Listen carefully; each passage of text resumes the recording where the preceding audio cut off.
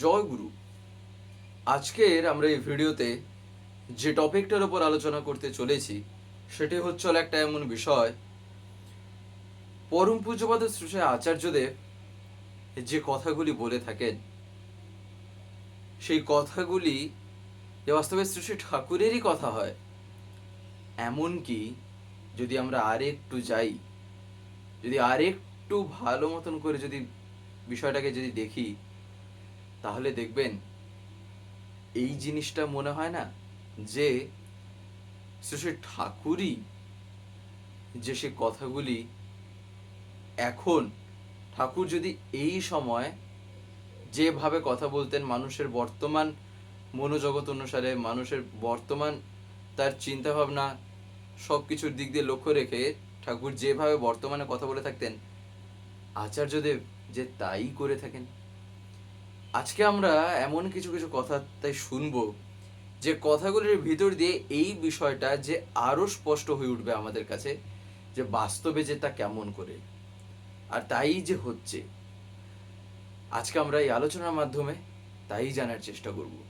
যাই হোক, আজকের এই আলোচনাটি এবার আমি শুরু করব। শুরু করার আগে আপনাদের কাছে শুধু একটি কথাই অনুরোধ করছি, ভিডিওটিতে আপনারা সম্পূর্ণভাবে যুক্ত থাকার চেষ্টা করবেন। আশা করি দিলে আজকের এই যেই টপিকটি আপনার এই আলোচনার মাধ্যমে অতি অবশ্যই শুনতে পারবেন।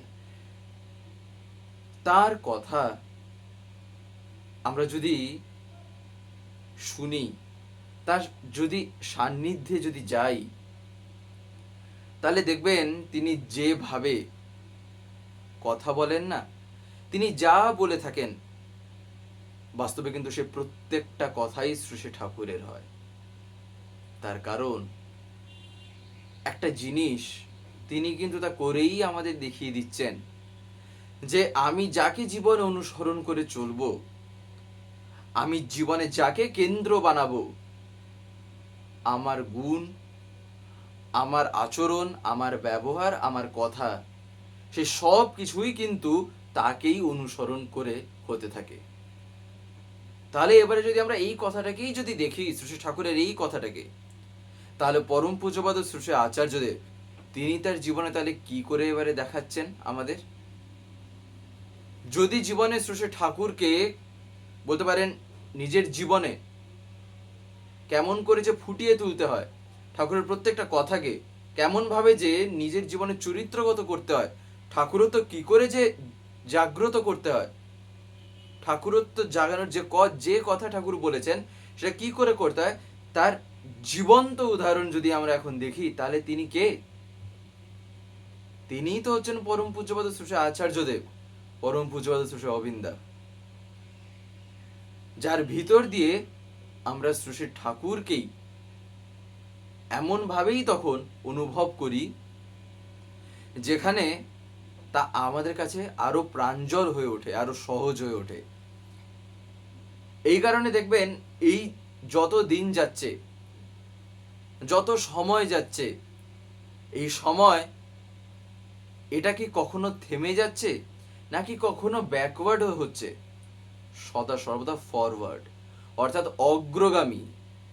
তাই এই সময় যেমন ভাবে এগিয়ে চলেছে, তার সাথে সাথে মানুষের চিন্তা ভাবনাতেও পরিবর্তন আসছে, মানুষের কর্মতেও পরিবর্তন আসছে। সে যেভাবে সে খাচ্ছে, দাচ্ছে, ঘুমাচ্ছে, চিন্তা ভাবনা করছে, এভরিথিং, সব কিছুর মধ্যেই কিন্তু আমরা একটা চেঞ্জ দেখতে পাচ্ছি।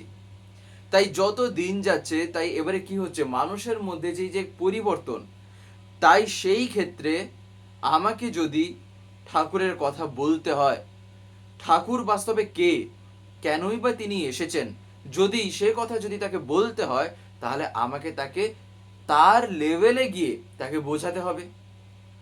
সে যাতে বুঝতে পারে, তার যাতে তা মস্তিষ্কে ধরতে পারে সেই কথা, তার যাতে সেটা বোধিতে আসে, আমাকে সেই রকম স্তরে গিয়ে তাকে তো বোঝাতে হবে। আচার্য পরম্পরার ভিতর দিয়ে ঠিক সেই জিনিসটাই কিন্তু আমরা দেখতে পাচ্ছি। পরম পূজ্যপাদ শ্রী শ্রী আচার্যদেবের ভিতর দিয়ে আমরা কিন্তু তাই দেখছি, তাছাড়া আর কিছু না।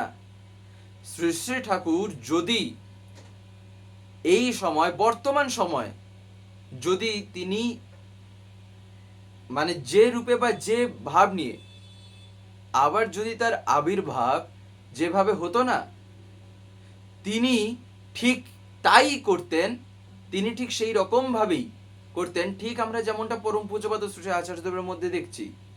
কথাটা কেন বললাম? তার কারণ আচার্যদেবের মধ্যে বাস্তবে লীলা করছেন কে? কে লীলা করছেন তার মধ্যে? যিনি লীলা করছেন তিনি তো আর যে কেউ নন। আর তিনি লীলা করছেন বলেই এই কথাটাও তাই আসছে যে ঠাকুর যদি এই সময় থাকতেন, ঠিক তিনি যেমনটা করতেন আমি তাই তার দয়ায় আমি দেখতে পাচ্ছি। সেই জিনিস দেখার সৌভাগ্য তিনি দয়া করে করে দিচ্ছেন। এই কারণেই আমার কাছে এত তা ভালো লাগে। কিন্তু তিনি যেহেতু লীলা করেছেন, এবারে তার আশাটা তিনি বারে বারে যে একটা নতুন নতুন রূপ নিয়ে আসবেন তা তো আর না। তিনি একটা সময়ের ব্যবধানে তিনি এসে থাকেন, যুগ প্রয়োজন অনুসারে তিনি যেমন ভাবে যতটুকু প্রয়োজন তিনি ততটুকুই প্রেসক্রাইব করেন, তিনি ততটুকুই দিয়ে দেন। ঠিক যেমন একটা ডাক্তার একটা পেশেন্টকে প্রথমেই ধরিয়ে দেবে না 10খানা ওষুধ। প্রথমে হয়তো সে তার সিমটমসগুলো জানবে, তারপরে বুঝবে, তারপরে কয়েকটা ওষুধ দিয়ে দেখবে, তাতে যদি ঠিক না হয় তাহলে হয়তো আবার আরো কিছু অ্যাডিশন হবে। তার আশাটাও ঠিক সেই রকম ভাবেই। তাই তিনি যখন যা দেন, তিনি যেটা ভালো বুঝবেন তিনি দিয়েই দেন। কথাটা হচ্ছিল আমি এবারে সেই সময় তাকে যদি ধরে আমি যতটুকু করে উঠতে পারবো আমি ততটুকুই পার পেয়ে যাই। এই কারণেই তার এই কথাগুলি এই রকম ভাবেই তাই মনে হয় যেন শ্রী ঠাকুর তার নিজে বলছেন। এই কারণেই মনে হয়। আর এই সব জিনিস না আরো তখনই বেশি অনুভব করা যায় যখন আমাদের জীবনটা পরম পিতার সংস্কার অনুসারে যখন আমরা গড়ে তুলি। যদি আমি বৃত্তি প্রবৃত্তির আওতায় পড়ে আর এমন কোন সংস্কারে যদি আমি আবদ্ধ হয়ে যাই, তাহলে কিন্তু সেক্ষেত্রে আমি পরম পিতার বিধান কিন্তু আমি বুঝতে পারবো না, কিংবা তার লীলাটাও কিন্তু আমি এত সহজে ধরতে পারবো না। তখন খুবই তা কষ্টের ভিতর দিয়ে যেতে হয়, অসম্ভব। তখন বলতে পারেন সময়ও লেগে যায়, কিছু কিছু সময় কঠিন হয়ে পড়ে ব্যাপারটা। তার কারণ পরম পিতার সংস্কার ছাড়া শ্রী ঠাকুর কি বলছেন, বাকি সবই তখন বন্ধন। যখন তাই একটা পরিবারের মধ্যে পরম পিতার সংস্কারটা আস্তে আস্তে চারিয়ে যায় না, যখন সেই জিনিসটার কালচার হতে থাকে, যখন সেটাই কৃষ্টির ভিতর দিয়ে একটা বংশের মধ্যে যখন আস্তে আস্তে ধেয়ে যায়, তখন এই জিনিসটা ম্যাগনেটের মতন ঠাকুর বলছেন কাজ করে। ম্যাগনেটের মতন তখন তা ফট করে ধরে নেবে।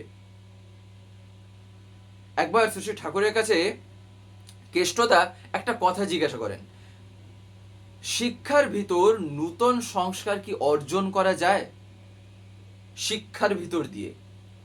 শ্রী ঠাকুর শুনে তা বলছেন, যা আছে তার উপর দাঁড়িয়ে যা কিছু করতে পারেন, যা আছে তার উপর দাঁড়িয়ে, তাকে বাদ দিয়ে কিন্তু না। কথাটা শ্রী ঠাকুর যে বললেন, দেখবেন এই যে সময় যেভাবে এগোচ্ছে, মানুষের মধ্যে যেমন পরিবর্তন আসছে, তার চিন্তা ভাবনা থেকে শুরু করে তার এক্সিকিউশন লেভেল পর্যন্ত।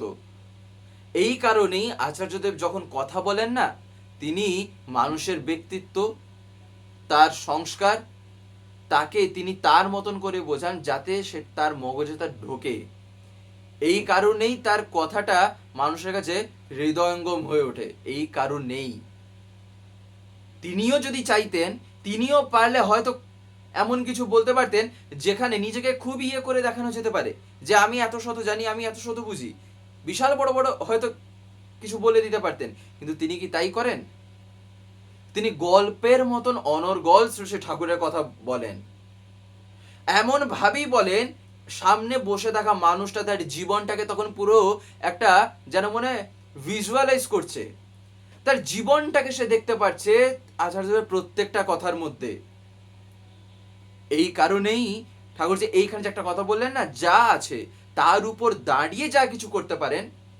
তাই এই যে সময় যেভাবে এগোচ্ছে, এই যে জগৎ যেভাবে পরিবর্তন হচ্ছে, এটা তো কেউ আটকাতে পারবে না। তার কারণ জগৎ পরিবর্তনীয় সৎ, জগৎ হচ্ছে যে পরিবর্তনশীল। আমরা এই কথাটা দেখবেন প্রায় শুনে থাকি। তাই এই যে জগৎ, শ্রী ঠাকুর তাই নিজেই কথা বলছেন, এ কথা যেমন ঠিক, এই যে জগৎ যে পরিবর্তনশীল, ঠাকুর তাই এই কথার উপরেই জোর দিয়ে বলছেন জগৎ পরিবর্তনীয় সৎ। আর ব্রহ্ম, ব্রহ্মর ক্ষেত্রে তাহলে সেক্ষেত্রে কি হবে?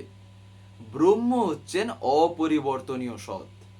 তাই এই যে জগৎ পরিবর্তনীয় সৎ বলেই ব্রহ্মের যখন আগমন ঘটে, ব্রহ্ম যখন নিজে একটা দেহ নিয়ে যখন আসেন, যখন নররূপে তিনি আবির্ভাব হন, যখন নিজেকে প্রকট করেন, সেক্ষেত্রে কি হয় না, তিনি ওই যেহেতু যুগ প্রয়োজন অনুসারে যেহেতু তিনি এসছেন, তাই শ্রী ঠাকুর সত্যানুসরণে এবারে ব্রহ্ম কাকে বলে বলেছেন না, যা বৃদ্ধিপ্রাপ্ত হয়ে যা কিছু হয় তাই আছে। মানে যত যাই তিনি হয়ে যান না কেন, আলটিমেটলি তিনি যা ছিলেন তিনি তাই থাকবেন। তিনি যে বাস্তবে সেখানে কিন্তু কোনো দ্বিতীয়ের গল্পই নেই, তিনি সেই এক। এই কারণেই এই যে ব্রহ্ম অপরিবর্তনীয় সৎ, এই কারণে তিনি যখন আসেন তিনি একই হন, স্রষ্টা এক ও অদ্বিতীয়, অনন্ত সৃজন, দেব দেবী প্রকট বীর্য তারই বিলক্ষণ। এই যে স্রষ্টা এক ও অদ্বিতীয়, সেখানে কোনো দ্বিতীয় না, এক তিনি। তাই যেহেতু এবারে সেই এক, তাই সেখানে পরিবর্তন হয় না, বরঞ্চ সময় অনুসারে তিনি নিজেকে আরো থেকে আরোতর ভাবে আমাদের কাছে তিনি ধরা দেন, আরো সহজভাবে, আরো থেকে আরোতর ভাবে তিনি বোঝানোর তিনি প্রাণপণে লেগে পড়েছেন যাতে তার সন্তানটা বাঁচে। তার চিন্তা তাই ওইখানে। তাই এই যে সংস্কারের কথা যে আমরা শুনছিলাম, তাই পরমপিতার যে সংস্কার, এই কারণেই পরমপিতার সংস্কারের ভিতর দিয়ে যে পরিবারের মধ্যে যেমন ভাবে তা চারিয়ে যাবে, এই জিনিসগুলি তার কাছে তখন অতি সহজে তখন সে বুঝতে পারবে, আর অতি সহজে সে তখন ধরে নিতে পারবে। তার কারণ কি, যেহেতু অলরেডি সেই কালচারটা বংশ পরম্পরার মধ্যে দিয়ে যেহেতু হয়ে আসছে, তাই। আর তার শুধু পরমপিতার সংস্কার কেন, যে কোনো সংস্কারই যদি একটা লং টাইম ধরে কোনো একটা ফ্যামিলির মধ্যে যদি আমরা তা দেখি, সায়েন্স নিজে যেখানে ওই কথার সমর্থন করছে, সায়েন্স কি বলছে না, ওই জিনিসটা হয় বলেই আমরা নেক্সট জেনারেশনের পর জেনারেশনের মধ্যে আমরা কি দেখতে পাই না, ওইটা খুবই র্যাপিডলি তা বয়ে চলে। আর যত দিন যায় জেনারেশনের মধ্যে সেই জিনিসটার ধরে নেওয়ার ক্ষমতাটা, হোল্ড করে রাখার ক্ষমতাটা, সেটাকে ক্যাপচার করে নেওয়ার ক্ষমতাটা ততটাই তীব্র ও সহজ হয়ে যায়। তার কারণ কি, তার কারণ ওই যে কালচারটা যে হয়ে এসছে, ওই তা করতে করতে করতে করতে তার সংস্কারের মধ্যে ঢুকেছে। এই কারণে ঠাকুর এই কথাটি বলছেন যে যা আছে তার উপর দাঁড়িয়ে যা কিছু করতে পারেন। যেমন আপনি খাচ্ছেন, কেষ্টদাকে শ্রী ঠাকুর এই প্রসঙ্গে কথাটা বলছেন, যেমন আপনি খাচ্ছেন, যা আপনার পোষণীয় তাই আপনার শরীরে দাঁড়ায়, যা তা নয়। আর যে জিনিস সেই রকম হয় না, যা সেই রকম জিনিস নয়, তা বেরিয়ে যায়। যা তা নয়, অর্থাৎ সেই রকমটা নয়, তা কিন্তু বেরিয়ে যায়। একজন মিস্ত্রিকে যদি গণিতজ্ঞ করতে চান, তাহলে তাকে তার কাজের মধ্যে দিয়ে সেই দিকে নিতে হবে। যেমন একটা ঘটনা এই মুহূর্তে মনে পড়ছে, শ্রী ঠাকুর একবার কয়েকজন মাকে অঙ্ক বুঝিয়েছিলেন না, অর্থাৎ পঞ্চানন্দা যখন সেই মায়েরা, তারা তো এবারে ঘরের কাজটা যে করেন, তারা যেভাবে যা করেন, তিনি এবারে পণ্ডিত মানুষ, পঞ্চানন্দার উপরে দায়িত্ব আছে তাদেরকে পড়ানোর। ঘরের মায়েদের। ঘরের মায়েদের যখন তিনি পড়াবেন, তিনি যতই বোঝাচ্ছেন, তিনি বুঝছেন যে তিনি যত সহজ করে বোঝাচ্ছেন, তাও এদের মাথায় ঢুকছে না, তাও এরা বুঝতে পারছেন না। তাহলে আমি আর কি করে বোঝাবো? অবশেষে বিরক্ত হয়ে পঞ্চানন্দা ঠাকুরের কাছে গিয়ে বলেন যে ঠাকুর, কত দিক দিয়ে আর বোঝাবো, যেমন ভাবেই অঙ্ক বোঝাচ্ছি এরা কোনো দিক দিয়ে বুঝতে পারছেন না। শ্রী শ্রী ঠাকুর তখন সেই মায়েদের যখন ডাকেন, ঠাকুর তাদেরকে এমন ভাবে বোঝান, বাড়ির মায়েদের যা কাজ সেই সব কাজের ভিতর দিয়ে এমন ভাবে ঠাকুর বোঝান, সে কাজগুলোকে ঠাকুর তখন ভূমি বানিয়ে, অর্থাৎ যে সব কাজ মায়েরা করে থাকেন সেই কাজগুলির ভিতর দিয়ে অঙ্ক বোঝাচ্ছেন শ্রী ঠাকুর।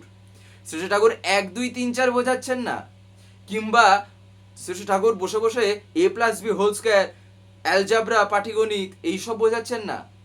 ঠাকুর তাদেরকে সহজভাবে আগে বোঝাচ্ছেন অঙ্কটা যে কি হয়, ইট কাঠ পাথর এইসব দিয়ে তিনি বোঝাচ্ছেন, রান্না করা খাবার তা দিয়ে বোঝাচ্ছেন। মায়েরা সহজে ধরে নিচ্ছে কেন না? তার কারণ তারা সেই জিনিসে তো অভ্যস্ত, তাই তাদেরকে সেই দিক দিয়ে বোঝালে তারা নতুন জিনিসটা তখন আয়ত্ত করে নিতে পারে। এই কারণে শ্রী ঠাকুর বলছেন কি, আমি কেমন ভাবে একটা জিনিসকে রিপ্রেজেন্ট করছি এটা খুবই কিন্তু বিবেচনার বিষয়। আর এইখানে তাই শ্রী ঠাকুর বললেন যে একজন মিস্ত্রিকে যদি গণিতজ্ঞ করতে চান, তাহলে তাকে তার কাজের মধ্য দিয়ে সেই দিকে নিতে হবে। আর তাই চাই হচ্ছিল পারিবারিক যাজন। এই যে কথা একটু আগে যে আমরা শুনছিলাম, যে পরমপিতার সংস্কারটা পরিবারের মধ্যে কেমন ভাবে চালাতে হয় আর তা যে কি করে সম্ভব, তা হচ্ছিল নিজে আমি যত করব আর নিজের বাড়িতে যতটা সেই কালচারটা থাকবে, সেই অনুসারে যে যেমন সত্তা নিয়ে থাকে, যার বৈশিষ্ট্যটা যেমন, সে ততটা কিন্তু ক্যাপচার করে নেয়। তাই শ্রী ঠাকুর বলছেন যে পারিবারিক যাজন জিনিসটাই আমাদের নেই। প্রত্যেকটি সন্তানকে দীক্ষিত করে তুলতে হয়, ইষ্টমুখী করে তুলতে হয়, যাতে সে প্রবৃত্তির হাতছানি অতিক্রম করতে পারে। আমরা অনেকেই আত্মস্বার্থের জন্য বেকুব ধুরন্ধর হয়ে ইষ্ট স্বার্থকেই অবহেলা করি। কি ভাবি না, ভাবি আমি কি অতখানি বেকুব যে ইষ্ট স্বার্থ প্রতিষ্ঠা করতে গিয়ে আত্মস্বার্থ বিসর্জন দেব? এটা প্রবৃত্তি ও আত্মস্বার্থের ব্যভিচার ছাড়া কিছু না। শ্রী ঠাকুর নিজেই কথা বলছেন। আর দেখবেন এই সব কথাই পরম পূজ্যপাদ শ্রী আচার্যদেব কিভাবে এখন বলেন। যেমন একটা উদাহরণ, পারিবারিক যাজন জিনিসটাই আমাদের নেই, শ্রী ঠাকুর যে এই কথাটা বললেন, দেখবেন পরম পূজ্যপাদ শ্রী আচার্যদেব এই জিনিসটাকে এখন কেমন ভাবে বলছেন, কত রকম দিক দিয়ে বলছেন। যেমন দাদা এখন যেভাবে বলছেন, দাদা কি বলছেন, নিজের বাড়িতে ঠাকুরকে জীবন্ত করে রাখো। নিজের বাড়িতে বাবা মা হিসেবে তোমরা এমন ভাবে চলো যাতে তোমাদের দেখে তোমার সন্তান যাতে বোঝে ঠাকুর বলে কেউ একজন আছেন। এই কথাটাকেই দেখেন কিভাবে যে পালন করতে হবে আচার্যদেব কি করে বলছেন বর্তমান সময় দাঁড়িয়ে। আরেক প্রকার ভাবে দাদা কেমন ভাবে বলেন, যেমন বলেন, আমার ঠাকুর নিয়ে যদি কোনো রকম অ্যাক্টিভিটি না থাকে, তাহলে আমার নেক্সট জেনারেশন যে সে আমাকে দেখে কি শিখবে। তাই ঠাকুর নিয়ে কোনো একটা অ্যাক্টিভিটিতে যেন আমি যুক্ত থাকি, যেন অন্তত পক্ষে সন্তানটা দেখে যে কিছু একটা এরা ঠাকুর নিয়ে করছে, তাই না? পারিবারিক যাজন আর একটা জায়গায় আসা যাক। তা কি, তা হচ্ছে দেখবেন বাড়িতেই বাবা মায়েরই হয়তো প্রণাম করার অভ্যেসটাই নেই গুরুজনদের প্রার্থনার পর, অথচ সন্তান সে ছোট, যখনই কেউ চলে এলেন বাড়িতে, হয় তাদের সামনে তাকে বলছেন বাবা প্রণাম কর, প্রণাম কর, এসছেন না ইনি গুরুজন না, এনে প্রণাম কর। কেন এই জিনিসটা বলতে হবে? কেন বলতে যাবই বা আমি কেন? বাড়িতে যদি সেই কালচারটা আমার থাকতো, তাহলে সেক্ষেত্রে কি হতো, সে ছোটবেলা থেকে বাবা মাকে প্রণাম করতে দেখে দেখে সে যাকে পারতো তখন প্রণাম করতো, কিন্তু আলটিমেটলি সে বুঝে যেত যে প্রণাম কাকে করা হচ্ছে। সে তখন ঠিক বুঝতে পারতো, কিছু না সে অন্তত জিজ্ঞাসা করতো যে আমরা কেন করি, কিন্তু কেন করি সেটার আগেই তার হ্যাবিচুয়েটেড তো হয়ে গেছে জিনিসটা, যেটা ছোটবেলায় অতি সহজে হয়ে যায়। এই কারণে দেখবেন বলা হয় না, ছোটবেলায় যে কোনো জিনিস আমরা খুব সহজে আয়ত্ত করে নিতে পারি। কেন না, তার কারণ তখন ব্রেনটা খুবই শার্প থাকে। আর তখন যেহেতু ওই বলতে পারেন সাদা খাতা, সবে মাত্র যেহেতু জন্ম, তেমন কিছু হয়নি, যার ফলে সাদা খাতার মধ্যে প্রথম প্রথম যাই লিখবো তা খুবই সহজে ধরে নেয় আর ভালো লাগে। গল্পটা তাই আমাদের জীবনে। যেমন একবার শ্রী ঠাকুরকে সত্যদা একদিন জিজ্ঞাসা করছেন যে জীবন্ত ইষ্ট থাকতেও তার উদ্দেশ্যে যদি বাড়িতে আলাদা ভোগ নিবেদন করি তাহলে কি তিনি গ্রহণ করেন, না তা আমাদের ব্যর্থ যায়। শ্রী ঠাকুর তখন এই কথার উত্তরে বলছেন, আপনার ভিতর ইষ্ট যতখানি জাগ্রত তিনি তেমনি গ্রহণ করেন। পরম পূজ্যপাদ শ্রী শ্রী আচার্যদেব একদিন ঠিক এইরকমই একটা কথা বলেছেন, এই কিছুদিন আগেই বলেছেন এই কথা। কিন্তু কেমন ভাবে? ঠাকুরের এই কথাটাকেই তিনি বর্তমানে তিনি যেভাবে বলেছেন, সেখানে দাদা বলছেন যে ঠাকুর, আমরা যখন ঠাকুরের কাছে ভোগ নিবেদন করি তিনি গ্রহণ করে থাকেন আমার মধ্যেই, অর্থাৎ আমার মধ্যে তিনি যেমনভাবে জাগ্রত, আর সেই ভাবটা নিয়ে আমি যখন সেই ভোগটাকে যখন তাকে নিবেদন করার পর যখন আমি গ্রহণ করি তিনি আমার ভিতর দিয়েই তা গ্রহণ করেন। কিছুদিন আগেই দাদা এই কথাটা বলেছেন।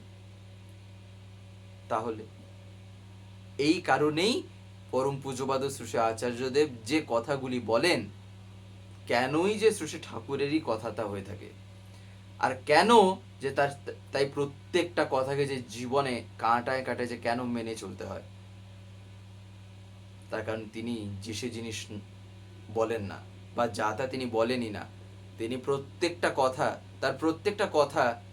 তার প্রত্যেকটা সময়ের মধ্যে তিনি নিজেকে এমনভাবেই আমাদের সামনে তুলে ধরেন যেখানে আমরা তাকে নিজের জীবনে অনুভব করতে পারি। অন্ততপক্ষে তিনি তো সেই সুযোগটা করে দিচ্ছেন। এবারে যদি আমি না চাই তাহলে আর কি হবে, তাই না? যাই হোক, আজকের এই ভিডিওটা এবারে আমি এখানে শেষ করবো। শেষ করার আগে আপনাদের কাছে একটি কথা বলবো, যদি আজকের এই ভিডিওটি আপনাদের ভালো লেগে থাকে তাহলে একটি লাইক করে দেবেন, সবার ভিতরে শেয়ার করে দেবেন, কেমন লাগলো নিচে একটি কমেন্টে লিখে জানাবেন। আর যদি চ্যানেলটিকে এখনো সাবস্ক্রাইব করে না থাকেন তাহলে অতি অবশ্যই চ্যানেলটিকে সাবস্ক্রাইব করে পাশের বেল আইকন প্রেস করে অল করে রাখতে একেবারেই ভুলবেন না। আর এরকম বিভিন্ন নতুন এবং ইন্টারেস্টিং ভিডিও সবার আগে পাওয়ার জন্য জয় গুরু, বন্দে পুরুষোত্তমম।